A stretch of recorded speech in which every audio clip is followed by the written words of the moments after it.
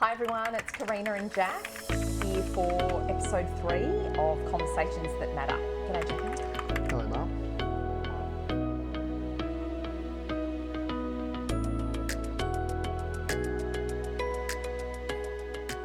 Hi everyone, it's Karina and Jack here for episode 3 of Conversations That Matter. G'day Jacko. Hello, Mum. We just first of all wanted to say thank you for your patience in regards to the sound. Yes. We are now We've got the mic'd mics up. now. We're upgrading as we go. Yeah, that's it. And that was our shitty first draft. Yeah. And I just think, well, that's what this is kind of all about. You know, we're not here to be perfect. We're not here to, be anything other than who we are. And we are imperfect, gorgeous humans that are just trying to do the best we can. So we just really appreciate your patience and your support with all of that sort of stuff. So here we are, episode 3. Yep. So this episode we are wanting to talk about emotional support. So what Jacko feels has been really important to him when times are tough, when he's been moving through some challenges, when he's had high emotion, and the specifics of that in regards to what you've needed, and I guess also where we've missed the mark, and what can really strengthen relationships in those times, and what can really lead to disconnection and further fracturing. So again, we're just going to share some stories and just I'm really wanting to hear your thoughts on what you found really, really useful. Yeah, sounds good. Yeah. So we thought we'd start with, I guess, you being a little bit older, so finishing school and doing a gap year. Yep. And your first job. Yeah. And the closing of that, or the time that sort of finished up. Yeah. Yeah. So first sort of proper job out of high school was doing door-to-door sales with a marketing company and business to business, whatever. Sales, face-to-face sales anyway, cold calling stuff. I did that for probably 8 months, I'd say, 7 or 8 months. And yeah, just like most things, it just came sort of to a natural end, but I sort of felt myself as I was closing off really questioning whether, because I hit a bit of a struggle point. Obviously it's a pretty hard gig. Such a tough gig. But yeah, I sort of hit a bit of a roadblock where I was sort of questioning, is this something that I want to push through to reach a goal as like an outcome? Yep. Something better. It's like, I need to push here. This is just part of it, just to get through out the other end. Or is this something that's telling me, I think this is it, mm-hmm. and possibly just need to jump on to something else or whatever. And yeah, that ultimately took around, I'd say, 3 weeks, I'd say, of me going back and forth with that, whilst also, working that job at the same time. So, So in relation to, I guess that sort of 3-week period, what stood out for you as being challenging and that you felt like you needed support with? Within like the family unit, or what do you mean? Well, within the job? yeah, so you were obviously getting some initial thoughts around, like you're saying, is this just something that I need to push through? It's part of it. I just need to sort of keep going and then I'll pop out the other end and I'll kind of be okay. Yeah. And then there was those other thoughts that you were having, which were kind of like, gee, this is feeling like a potential mismatch and a misalignment of kind of values and that sort of thing, and you were potentially looking long term and wondering whether this is going to be something you could continue doing. Yeah.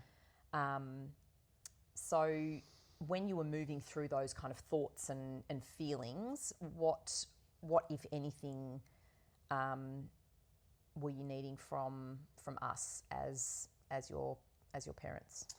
Yeah, well, I guess, as it was coming to its natural end, like I wasn't performing as well, because obviously it's a very high performance sort of job. Like you've got to perform to stay to stay good. And yeah, like obviously I was having all these thoughts and stuff, so my sort of performance went down naturally. And yeah, like I sort of reached that 8-month mark. It was coming close to the end of the year. Like I was like, you know, this is my gap year. What do I want to do? You know, what else do I want to do with the rest of this year before I potentially go into uni or whatever else happens? And I think just what really helped me was brainstorming a lot of the stuff with you guys. I remember it just being like just only a couple of days, and then I shut it off. Obviously, I've been thinking about it for a little bit, but then, yeah, after talking to you and Dad for only a couple of days, then I sort of just made the call on it. But yeah, I think just talking it through, hypotheticals and positives, like pros and cons of, you know, leaving or not leaving and stuff like that, where I think it's going to go potentially in the future, or, you know, what else is out there. And yeah, I think that really helped me. And you also just sort of let me figure it out as well. You didn't really give me a direct, I think this is what you should do. The way that you sort of structured it with, you know, you could potentially do this or whatever, but there's just options. Like you don't need to stress, mate. It's all good. Yeah. I think that really helped me out in feeling comfortable enough to move on. Okay. So what I'm hearing is that you really valued the space or the container that was provided to be able to just kind of put everything out on the table, have a look at the pros and cons, and figure it out ultimately for yourself. Yeah. Okay. And what else about that kind of time and the process of that was really important to you? You had mentioned that, you know, before when we were just talking, that you didn't necessarily come to us, did you? And sort of say, I'm having some thoughts. Yeah, I think it's really helpful for the parent to come forth first most of the time and approach the child. Because I think it's really hard sometimes for the child to obviously speak up and start that conversation. I know, like I have had that many times, and sometimes I don't even notice that I'm sort of moving through that sort of thing, and I think the parents obviously notice that. So I think, that really helped me as well. You guys just saying, hey mate, I've noticed this and whatever, and that sort of started the conversation and then led to that. Because I think, you know, opposite to that, I possibly could have stayed in that job. Because obviously I left, but if I kept going on that performance path, I could have been fired. Because I wasn't performing as well, so I could have just been let go, and then it would have just been I've been thrown in the deep end. What do I do now? Rather than sort of working it all through, like lining some other stuff up, and then just saying, yeah, look, I've had enough, and letting it go from there. Yeah. Okay. Yeah, and I agree with you. I think even for adults in adult relationships, it's really tricky to go to, for instance, your partner and just go, you know, like I'm not doing so well right now, and I'm really sort of struggling, and this is what I need. Like it's really tricky for adults, let alone for kids or teenagers to sort of be on the front foot with that and seek the support that they feel like they need. Yeah. And often in kids, younger kids, it's very, well, you know, all of us, it's pretty much the behaviour, isn't it? It's the slamming of the doors, or it's the huffing and the puffing, or it's the not speaking and locking themselves in the room, or, you know, never wanting to come home, that you sort of think, shit, something's going on. And so I agree with you, and I love hearing that has eased the transition and has provided a door opener in regards to then opening up a conversation for you to work things through in your head. Yeah. Awesome. And so is there any advice that you've got for, you know, for parents with kids who are your age in regards to, I guess, you know, moving through like year 12, and you know, that first year, it's quite a pivotal year, isn't it? Like well, it's a bit of a weird one because, obviously you've got to have a bit of a purpose, like something to do. You can't just lay around and be a bum. Yep. But yeah, it's also a really good exploration year as well. Can I just add there, something that's just dropped in for me is that, you know, you talk about not being a bum. Yeah. There were times there when, you know, like before you got the role at Hyper and things like that, where you weren't really doing anything. You didn't really have any structure to your days apart from kind of maybe going to the gym or, you know, hanging out with your girlfriend or whatever. Yeah.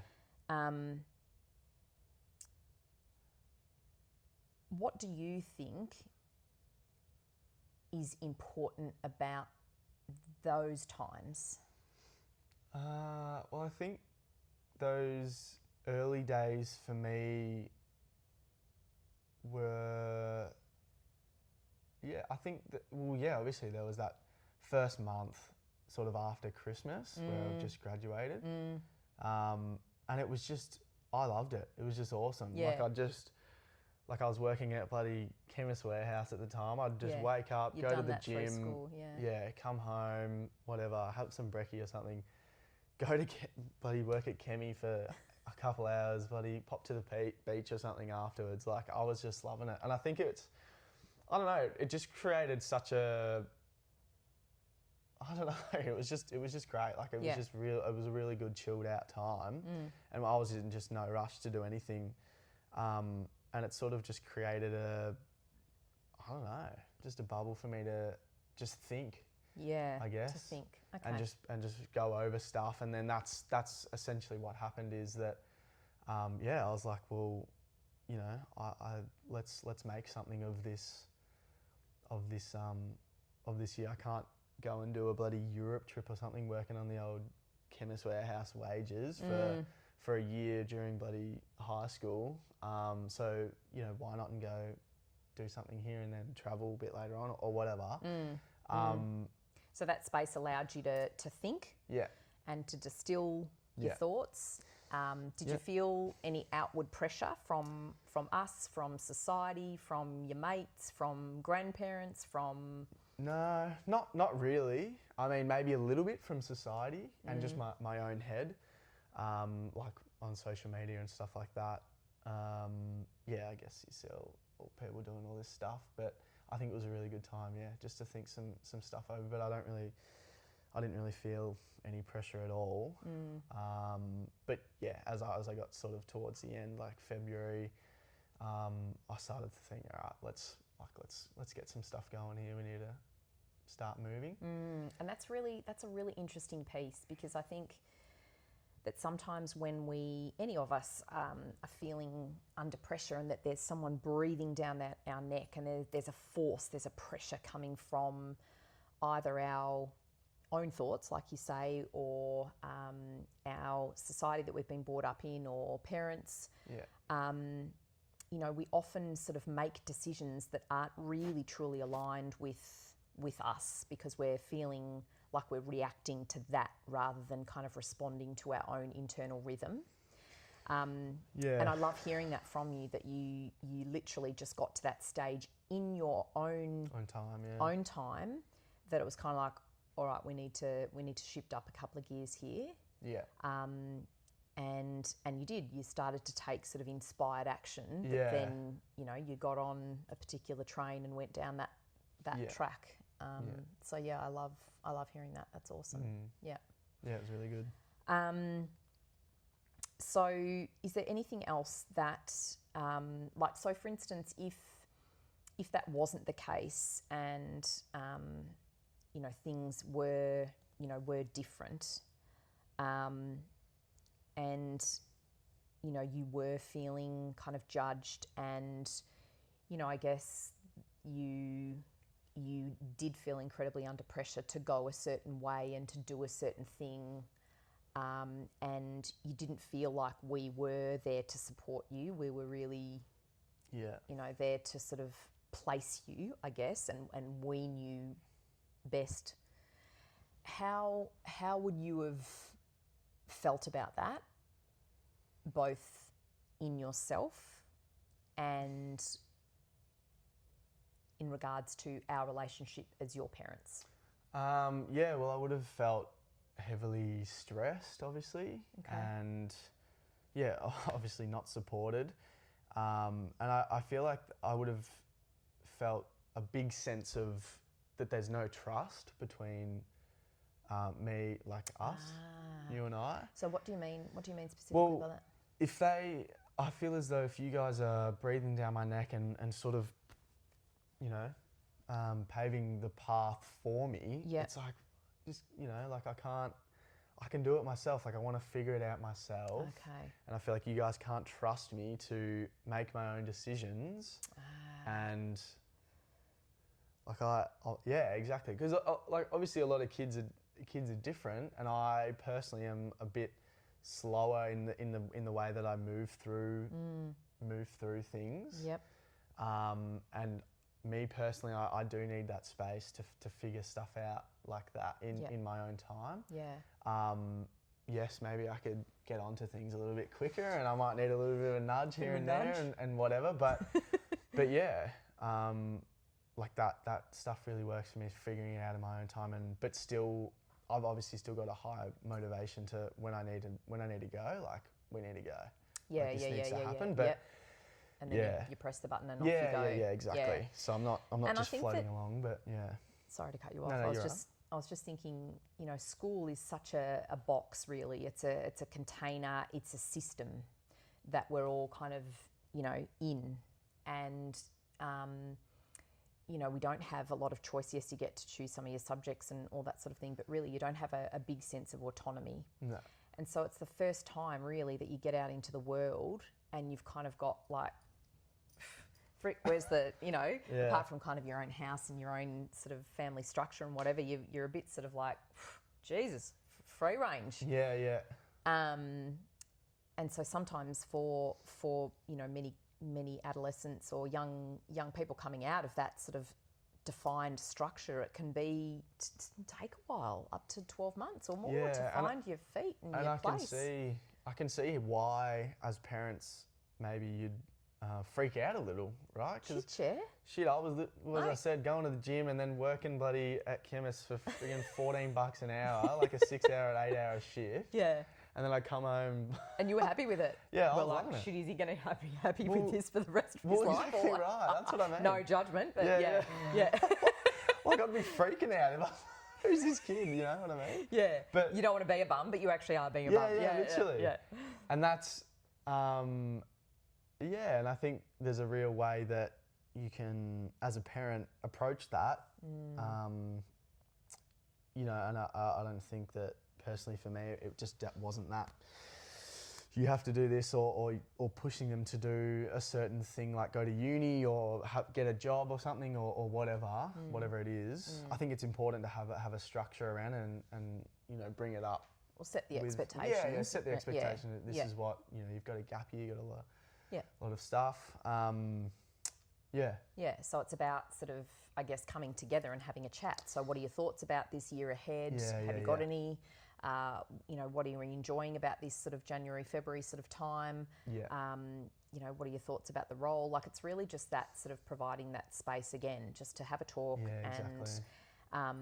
And we've had a couple of laps around the sun as parents. Yeah. So we've had some life lessons ourselves. We've been in your shoes before. Yeah, exactly. And there's that very fine line for us where we can sort of see things happening and potentially going on a little bit long or not long enough or whatever it might be, that we sort of feel like we would like to jump in and offer some suggestions and some things. And then there's times where we get really frightened that you're going to freaking end up in the gutter and that you're not going to make anything of yourselves. Because really that's the ultimate aim, is that we want you to be good humans and happy and Well, that's essentially what I didn't really have any sort of direction in that the start when I was doing that, that first month, January, I didn't really have, apart from just working. I knew I was going to work, and I knew that I wasn't going to, do a big Europe trip or whatever. But yeah, I didn't really have any sort of direction, or I didn't know what I was going to do until you guys sort of started bringing it up. And obviously I would have thought about it, but yeah, until we didn't have that conversation, like I just had no real I didn't really know what I was going to do. And I think that's so fine. Like, it's just so fine. You're still sort of so young, and you still a year and a half, like you just at the beginning of your second year. And you're not doing uni. You don't really know what you're wanting to do still. And so how are you feeling about that right now? Pretty good. I am obviously working at the moment, sort of just full time. Like if I have any spare time, I sort of fill that time with just doing like stuff where I can just get little cashy jobs or whatever. I'm just loving doing this at the moment, but I am coming to that point now that it's the second year. It's like, all right, I've deferred uni, so I've got uni coming up, which I could either defer further or whatever, or change courses, or I've got some potential higher up sort of full-time roles where I'm actually learning a bunch of stuff, and it's a pretty full-on sort of role that I want to be going for, and if it's not going to be that, well then, is it going to be uni or whatever? But yeah, I am coming to that point now where it's like, all right, we need to start getting getting it going, and that's what's happening with like the recruiting and stuff. Yeah, exactly. So you've got that internal kind of process again, where you're kind of like, oh, all right, we need to take the next step in kind of some sort of direction. And okay, awesome. Any final thoughts as we wrap up? No, not really. No, I think it's been pretty good. This has been a good one with the new mics. With the new mics, yeah. Hopefully we're not coming in and out like we were before. No, it's good. Yeah, should be good. Yeah, nice. All right. Well, thank you, everyone.